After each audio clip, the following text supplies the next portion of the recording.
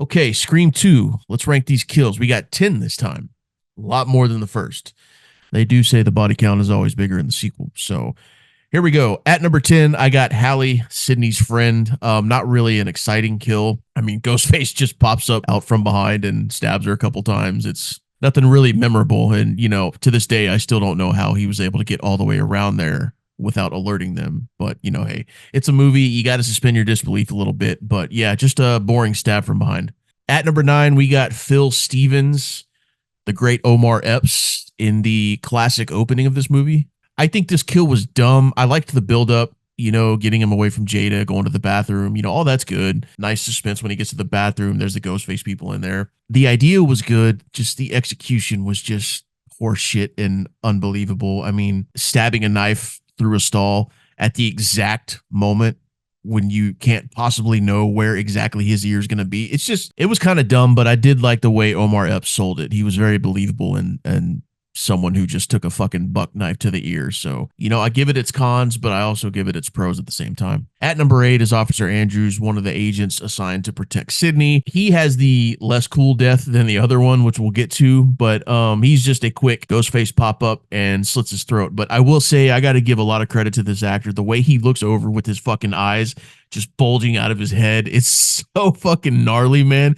He sells this death and just makes it incredible. At number 7 is going to be Derek, Sydney's boyfriend.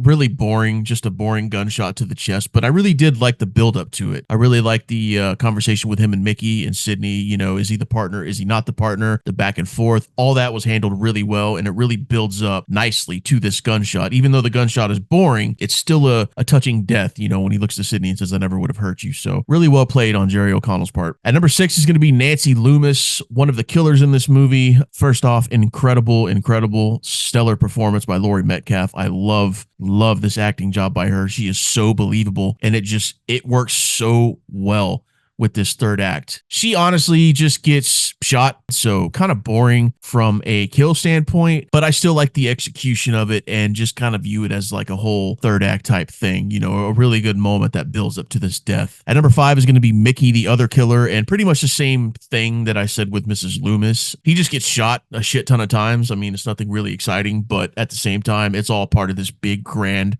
third act finale. So really incredible performance by Timothy Olyphant. I love watching this third act. That both of him and Laurie Metcalf are just insanely good with Nev Campbell. It's just a really exciting third act. At number 4 is going to be Maureen Evans, Jada Pinkett Smith in the opening. I like this death a lot better than Omar Epps. You already can tell she's on edge. She doesn't like being there. She's uncomfortable with the whole situation, with all the costumes and knives and people losing their minds. I just really like how she played into that unnerved look on her face the whole time. Like, dude, get me the fuck out of here, man. We should have seen a fucking Sandra Bullock movie, If they just would have gone and seen a Sandra Bullock movie, I don't think this would have happened. Jada Pinkett really deserves her flowers for putting on a good show in the limited amount of screen time she has. At number 3 is going to be Randy Meeks. I like this death, but I also hate this death because, the phone conversation is incredible. Jamie Kennedy delivers a hell of a performance. Him and Ghostface are just at their absolute best going back and forth with the banter over the phone. But I just don't like how somehow out of all this, Randy just happens to stumble upon the van. It's like you could tell the writing was a little iffy there with the plot convenience of, okay, we need to get Randy right to this van. And he just kind of suddenly backs up to it. That part's a little cheesy and took me out of it. But the build up in the conversation and just everything else before that is executed so well. In the end, it's still a memorable death, a memorable character from a memorable fucking movie. At number 2, I got Officer Richards. He's the other guy that's assigned to protect Sydney. And I got to say, this is probably one of my favorite kills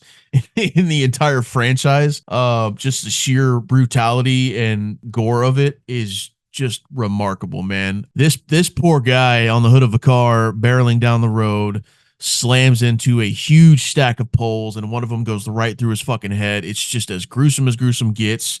I think this is probably one of the most gruesome deaths in the franchise, but I will say the way it cuts to his hand on the gun just twitching, like it's just disturbing, but it's so cool. And last but not least, I got Cece Cooper at number 1, Sarah Michelle Gellar, breakout star at the time, on top of the world. And just like Drew Barrymore, what do? They bring her in to kill her off. And this whole sequence, man, just has Scream written all over it. The cat and mouse, the phone call, just everything you want in a big sequence like this. And Sarah just kills it. No pun intended, man. She goes for the gold here, and she delivers, man, with Ghostface eventually catching up to her, stabbing her a couple times, and then throwing her over the fucking balcony. Just a great sequence, and a cherry on top with that insane blood wipe that he does with the knife as the alternative music kicks in. It's just a badass sequence, and obviously that's why it's my favorite. So there you have it. That is all 10 kills ranked in Scream 2. We will be back for Scream 3, 4, 5, and